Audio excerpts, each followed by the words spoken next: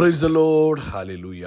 സ്തോത്രം സ്തോത്രം സ്തോത്രം സ്തോത്രം സ്തോത്രം സ്തോത്രം സ്തോത്രം. കർത്താവിൻ്റെ അതിപരിശുദ്ധമായ തിരുനാമം ഈ അനുഗ്രഹിക്കപ്പെട്ട പ്രഭാതത്തിൽ വാഴ്ത്തപ്പെടുമാറാകട്ടെ. പ്രിയപ്പെട്ട ദൈവമക്കളെ, നമുക്ക് ഒരുമിച്ച് വീണ്ടും 2024 മാർച്ച് മാസം 14 വ്യാഴാഴ്ച പ്രഭാതത്തിൽ കർത്താവിനെ ആരാധിക്കുവാൻ, കർത്താവിനെ സ്തുതിക്കുവാൻ നമ്മുടെ സ്വർഗീയ പിതാവ് നമുക്കൊരുക്കി തന്നിരിക്കുന്ന നല്ല സമയത്തിനായിട്ട് സ്തോത്രം ചെയ്യാം. കൈകളെ ഒന്ന് ഉയർത്തിപ്പിടിച്ചിട്ട് കർത്താവിനൊന്ന് സ്തോത്രം പറഞ്ഞ് നന്ദിയോടെ സ്തോത്രം, നന്ദിയോടെ സ്തോത്രം, നന്ദിയോടെ സ്തോത്രം, സ്തോത്രം സ്തോത്രം സ്തോത്രം. കഴിഞ്ഞ പകൽക്കാലം മുഴുവൻ നമ്മുടെ കർത്താവ് നമ്മളെ കാത്തു പരിപാലിച്ചു. എത്ര ശ്രേഷ്ഠമായിട്ടാണ് കർത്താവ് നടത്തിയത്. ഒന്ന് ആലോചിച്ച് നോക്കിയേ, ഒന്ന് ചിന്തിച്ച് നോക്കിയേ, എന്നിട്ട് സ്തോത്രം പറ. എത്ര അത്ഭുതകരമായി കഴിഞ്ഞ പകൽക്കാലം സൂക്ഷിച്ചു. അനർത്ഥങ്ങൾ, അപകടങ്ങൾ, രോഗങ്ങൾ, ദുഃഖങ്ങൾ ഇതൊക്കെ വരാമായിരുന്നു. എന്നാൽ ഇതിനെല്ലാം കർത്താവ് നമ്മളെ കാത്തു പരിപാലിച്ച് തൻ്റെ കൃപയിൽ നമ്മളെ സൂക്ഷിച്ചു. ദൂതന്മാർ നമ്മളെ കാവൽ ചെയ്തു. ആവശ്യങ്ങളിലെല്ലാം കർത്താവിൻ്റെ കൃപ കൂടെയിരുന്നു. ശ്രേഷ്ഠമായി കഴിഞ്ഞ പകൽക്കാലം നടത്തിയ കർത്താവിൻ്റെ വിശ്വസ്തതയ്ക്ക് കരങ്ങളെ ഉയർത്തി സ്തോത്രം പറ. നന്ദിയോടെ സ്തോത്രം അപ്പ. സ്തോത്രം സ്തോത്രം സ്തോത്രം സ്തോത്രം സ്തോത്രം. രാത്രികാലം നല്ല ഉറക്കം തന്നല്ലോ, അതിനായിട്ട് കർത്താവിന് നന്ദി പറഞ്ഞു. എത്ര ശ്രേഷ്ഠമായിട്ട് ഉറങ്ങുവാൻ കർത്താവ് സഹായിച്ചു. കർത്താവിൻ്റെ ബലമുള്ള കരങ്ങളിൽ നമ്മളെ ചേർത്ത് പിടിച്ച് ഉറക്കിയ ദൈവകൃപയ്ക്കായിട്ട് സ്തോത്രം സ്തോത്രം സ്തോത്രം സ്തോത്രം സ്തോത്രം സ്തോത്രം. ആരോഗ്യത്തോടെ സൗഖ്യത്തോടെ ഈ പ്രഭാതത്തിൽ ഉണരുവാൻ കർത്താവ് കൃപ ചെയ്തതിന് സ്തോത്രം ചെയ്യാം. നന്ദിയോടെ സ്തോത്രം, നന്ദിയോടെ സ്തോത്രം, നന്ദിയോടെ സ്തോത്രം, നന്ദിയോടെ സ്തോത്രം സ്തോത്രം സ്തോത്രം. കർത്താവെ, ഈ പകൽക്കാലം ക്രിസ്തുയേശുവിൽ ഞങ്ങളെ ജയോത്സവമായി നടത്തുന്ന കർത്താവിന് ഞങ്ങൾ സ്തോത്രം പറയുന്നു. സ്തോത്രം സ്തോത്രം സ്തോത്രം സ്തോത്രം സ്തോത്രം സ്തോത്രം അപ്പ.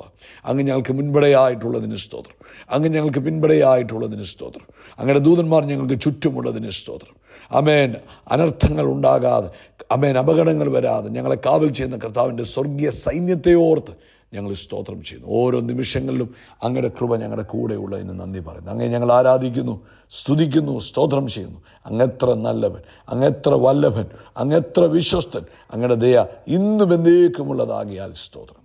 ആമേൻ. കർത്താവെ, ഞങ്ങൾ അങ്ങേ ആരാധിക്കുന്നു, സ്തുതിക്കുന്ന കർത്താവെ, അങ്ങേക്ക് ഞങ്ങൾ സ്തോത്രം ചെയ്യുന്ന കർത്താവെ. സങ്കീർത്തനക്കാരൻ അവൻ സങ്കീർത്തനം 50 പറയുന്നു, 50:14-15, ദൈവത്തിന് സ്തോത്രയാഗം അർപ്പിക്കുക, അത്യുന്നതനും നിന്റെ നേർച്ചകളെ കഴിക്കുക, കഷ്ടകാലത്ത് എന്നെ വിളിച്ചപേക്ഷിക്കുക, ഞാൻ നിന്നെ വിടുവിക്കുകയും നീ എന്നെ മഹത്വപ്പെടുത്തുകയും ചെയ്യും. അപ്പോൾ ദൈവത്തിന് സ്തോത്രയാഗം അർപ്പിക്കുക, അത്യുന്നതന് നിന്റെ നേർച്ചകളെ കഴിക്കുക. കഷ്ടകാലത്ത് എന്നാ ചെയ്യണം? കഷ്ടകാലത്ത് കർത്താവിനെ വിളിച്ചപേക്ഷിക്കണം, മിണ്ടാതിരിക്കരുത്. അവൻ പ്രയാസം വരുമ്പോൾ, ബുദ്ധിമുട്ട് വരുമ്പോൾ പിണങ്ങിയിരിക്കൽ.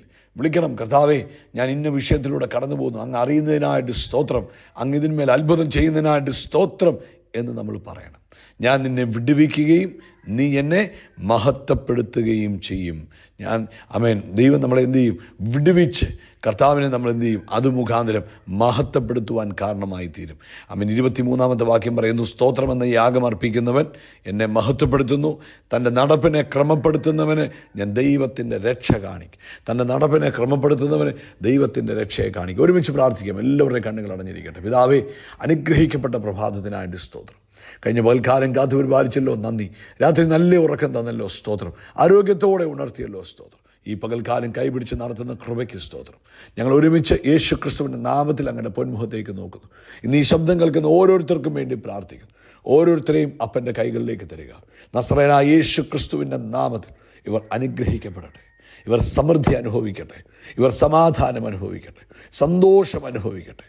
പ്രത്യേകിച്ച് മക്കളെക്കുറിച്ച് ഭാരപ്പെട്ടിരിക്കുന്ന മാതാപിതാക്കൾ, മക്കളുടെ രോഗം മുഖാന്തരം ഭാരപ്പെട്ടിരിക്കുന്നവർ, മക്കളുടെ ദുർസ്വഭാവം മുഖാന്തരം ഭാരപ്പെട്ടിരിക്കുന്നവർ, മക്കളുടെ ജീവിതത്തിലെ കഷ്ടത കൊണ്ട് അത് കണ്ട് ഭാരപ്പെട്ടിരിക്കുന്നവർ, ഇന്ന് പകൽക്കാലം അങ്ങനെയുള്ളവർക്ക് വേണ്ടി ഞങ്ങൾ പ്രാർത്ഥിക്കുക. കുഞ്ഞുങ്ങളെ സ്വതന്ത്രമാക്കുന്ന ദൈവകൃപയ്ക്കായി സ്തോത്രം. മാതാപിതാക്കൾക്ക് സ്വസ്ഥതയും സമാധാനവും കൊടുത്താട്ടെ. അവർ ഉള്ളിൽ സമാധാനം നിറഞ്ഞ് കവിയുവാൻ ഇടവരട്ടെ. ദൈവത്തിൻ്റെ വലിയ കൃപ തൻ്റെ മക്കൾക്ക് വേണ്ടി വെളിപ്പെടുന്നതിന് സ്തോത്രം. പ്രത്യേകിച്ച് ഇന്ന് പ്രഭാതത്തിൽ കർത്താവെ, സാമ്പത്തികമായ ബുദ്ധിമുട്ടിലൂടെ കടന്നു പോകുന്നവരെ വിടുവിക്കണമേ. ജോലിയില്ലാത്തവർക്ക് വേണ്ടി വഴി തുറന്നു കൊടുക്കുന്നതിന് സ്തോത്രം. കർത്താവ്, എക്സാംസ് എഴുതുന്ന കുഞ്ഞുങ്ങൾക്ക് അത്ഭുതകരമായ റിസൾട്ടുകളെ കൊടുക്കണം. ദൈവിക അത്ഭുതം അവരുടെ ജീവിതത്തിൽ നടക്കുന്നതിന് നന്ദി പറയുന്ന കർത്താവ്, ദൈവത്തിൻ്റെ പ്രവൃത്തി തന്നെ കുഞ്ഞുങ്ങൾക്ക് വേണ്ടി എക്സാംസിൽ വെളിപ്പെടുന്നതിന് ഞങ്ങൾ നന്ദി പറയുന്നു. അതുപോലെ കർത്താവെ, അവൻ രാവിലെ ഇന്ന് പ്രഭാതം ഞങ്ങൾ പ്രാർത്ഥിക്കുക, രോഗത്താൽ ഭാരപ്പെടുന്നവർ, പ്രത്യേകിച്ച് തലകറക്കം മാതിരിയുള്ള രോഗത്താൽ, ഭാരപ്പെടുന്നവർക്ക് വേണ്ടി പ്രാർത്ഥിക്കുന്നു. ഇന്ന് ദൈവികമായ ഒരു അത്ഭുതം യേശുവിൻ്റെ നാമത്തിൽ തന്നെ മക്കൾക്ക് വേണ്ടി സംഭവിക്കട്ടെ. തലകറക്കം മാറട്ടെ, യേശുവിൻ്റെ നാമത്തിൽ ആരോഗ്യം വരട്ടെ, ദൈവപ്രവൃത്തി നടക്കട്ടെ, യേശുവിൻ്റെ നാമത്തിൽ ബാലൻസിൻ്റെ പ്രോബ്ലം മാറട്ടെ. അവൻ കാല് താഴെ വെക്കുമ്പോൾ അവൻ പെരുത്തിരിക്കുന്ന അനുഭവം, പഞ്ഞിയുടെ മേൽ ചവിട്ടുന്ന അനുഭവം, അവൻ അങ്ങനെയുള്ള അനുഭവങ്ങൾ ഇപ്പോൾ യേശു ക്രിസ്തുവിൻ്റെ നാമത്തിൽ സൗഖ്യമാകട്ടെ. കാല് താഴെ വെക്കുമ്പോൾ പഞ്ഞിയുടെ മേൽ വെക്കുന്ന പോലെ തോന്നുന്ന അനുഭവങ്ങൾ യേശുവിൻ്റെ നാമത്തിൽ ഇപ്പോൾ സൗഖ്യമാകട്ടെ. പൂർണ്ണ ആരോഗ്യം ഉണ്ടാകട്ടെ. എല്ലാ ബാലൻസിൻ്റെ പ്രശ്നങ്ങളും എല്ലാ ശാരീരിക ബുദ്ധിമുട്ടുകളും മാറി തൻ്റെ കുഞ്ഞുങ്ങൾ സ്വസ്ഥരാകുന്നതിന് സ്തോത്രം, സ്വതന്ത്രരാകുന്നതിന് സ്തോത്രം, അത്ഭുതമായ വിടുതൽ അയക്കുന്നതിന് സ്തോത്രം ചെയ്യുന്നു. അതുപോലെ കർത്താവെ, ഇന്ന് പ്രഭാതത്തിൽ ലോകത്തെമ്പാടും കർത്താവിന് വേല ചെയ്യുന്നവരെ അനുഗ്രഹിക്കുന്നു. അഭിഷക്തന്മാരുടെ മേൽ കർത്താവിൻ്റെ കണ്ണും ദൃഷ്ടിയും കാതും ഒക്കെ ഉള്ളതിന് സ്തോത്രം ചെയ്യുന്നു. പ്രത്യേകിച്ച് കുടുംബമായിട്ട് അവരെ പരിപാലിക്കണം. നാളത്തെ സഭായോഗത്തെ കർത്താവ് അനുഗ്രഹിക്കണം. അത് വലിയ മുന്നേറ്റത്തിന്, സഭയ്ക്ക് വലിയ വളർച്ചയ്ക്ക് കാരണമാക്കി തീർക്കണം. കർത്താവിൻ്റെ നാമം ഇന്ന് മഹത്വപ്പെടുന്നതിന് നന്ദി പറയുന്നു. അത്ഭുതങ്ങളിലൂടെ നടത്തുന്നതിന് സ്തോത്രം ചെയ്യുന്നു. കർത്താവ് പ്രാർത്ഥന കേട്ടതിനായിട്ട് സ്തോത്രം, യേശുവിൻ്റെ നാമത്തിൽ തന്നെ. ആമേൻ, ആമേൻ, ആമേൻ. കർത്താവ് നിങ്ങളെ അനുഗ്രഹിക്കട്ടെ. ദൈവത്തിൻ്റെ സാന്നിധ്യം നിങ്ങളുടെ കൂടെ ഇരിക്കട്ടെ. ഇന്ന് പ്രഭാതത്തിൽ നമ്മൾ ഒരുമിച്ച് ദൈവവചനം ചിന്തിക്കുന്നു. അതിനു മുമ്പ് നാളെ രാവിലെ നമുക്ക് ഇന്ത്യൻ സമയം 8:30 നമ്മുടെ സഭായോഗം ആരംഭിക്കും. പ്രാർത്ഥനയോടുകൂടെ പങ്കെടുക്കണം. ഏപ്രിൽ 1 തീയതി മുതൽ നമുക്ക് ഉപവാസ പ്രാർത്ഥനയാണ്. പങ്കെടുക്കുവാൻ ആഗ്രഹിക്കുന്ന എല്ലാവരും അതിനുവേണ്ടി ഇപ്പോഴേ പ്രിപ്പയർ ചെയ്യണം. മനസ്സുകൊണ്ടും ശരീരം കൊണ്ടും പ്രിപ്പയർ ചെയ്ത് ഉപവാസ പ്രാർത്ഥനയ്ക്ക് വേണ്ടി ഒരുങ്ങുക. ഇന്ന് പ്രഭാതത്തിൽ സദൃശ്യവാക്യങ്ങൾ 16 അതിൻ്റെ 32 വാക്യമാണ് പരിശുദ്ധാത്മാവ് നമ്മളെ ഓർപ്പിക്കുന്ന. പ്രോവർബ്സ് 16:32. ദീർഘക്ഷമയുള്ളവൻ യുദ്ധവീരനിലും ജിതമാനസൻ പട്ടണം പിടിക്കുന്നവനിലും ശ്രേഷ്ഠൻ. വളരെ സിമ്പിളായൊരു സന്ദേശമാണ്. കർത്താവ് നമുക്കുണ്ടാകേണ്ട ഒരു പ്രത്യേക ക്വാളിറ്റിയെക്കുറിച്ച് പറയുക, അല്ലെങ്കിൽ ആത്മനിറവുള്ള, ആത്മാവിൽ ജീവിക്കുന്ന ഒരു ദൈവ പൈതലിന് ഉണ്ടായിരിക്കേണ്ടതായ ഒരു ക്വാളിറ്റി, അതായത് ദീർഘക്ഷമയുള്ളവൻ. അവൻ യുദ്ധവീരനിലും എന്ന് പറഞ്ഞാൽ വലിയ വലിയ വലിയ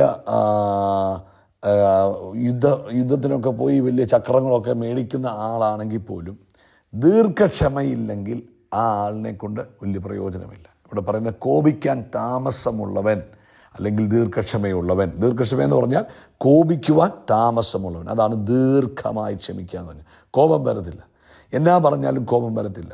കോപം വരാൻ താമസിക്കുന്നവനെ വിളിക്കുന്നത് ഈ ലോകത്തിൽ വലിയ യുദ്ധം ചെയ്യുന്ന വലിയ യുദ്ധവീരനായ ഒരു സൈനികനേക്കാളും നല്ലവനും മാന്യനുമാണ്. അപ്പോൾ ഇന്ന് പ്രഭാതത്തിൽ ശ്രദ്ധിച്ച് കേട്ടെ, നമുക്ക് എത്രമാത്രം ക്ഷമയുണ്ട്. പെട്ടെന്നാണോ നമ്മൾ കോപിക്കുന്നത്? ഭാര്യയോട് കോപിക്കാറുണ്ടോ? ഭർത്താവിനോട് കോപിക്കാറുണ്ടോ? കുഞ്ഞുങ്ങളോട് കോപിക്കാറുണ്ടോ? നാട്ടുകാരോട് കോപിക്കാറുണ്ടോ? വണ്ടി ഓടിച്ചു പോകുമ്പം അപ്പുറത്തൂടെ ഇപ്പുറത്തൂടെ വണ്ടി കൊണ്ടുവരുന്നവരോട് കോപിക്കാറുണ്ടോ?